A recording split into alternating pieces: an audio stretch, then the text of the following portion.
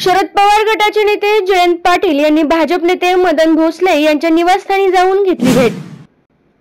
राष्ट्रवादी शरद पवार गटाचे नेते जयंत पाटील हे भाजप नेत्याच्या भेटीला गेल्यामुळे राजकीय वर्तुळात मोठी खळबळ।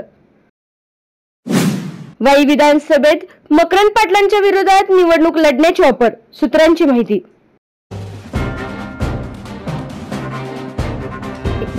सातारा जिल्ह्याच्या राजकारणात मोठी उलथापालथ होत आहे।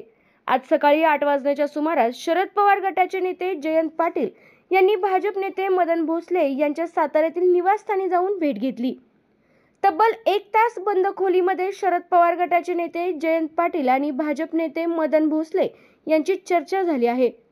या राजकीय भेटीमुळे सातारा जिल्ह्यातील वाई विधानसभा मतदारसंघाची समीकरणे बदलण्याची शक्यता आहे।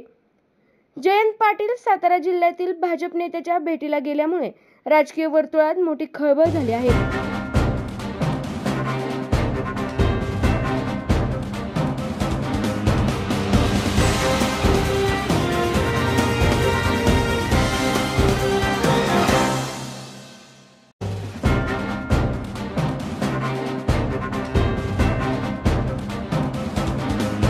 आपल्या तालुक्यातील जिल्ह्यातील बातम्या सर्वप्रथम पाहण्यासाठी आजच सातारा न्यूजला YouTube चॅनलवर सबस्क्राइब करा, लाईक करा, शेअर करा आणि बेल आयकॉन प्रेस करायला विसरू नका।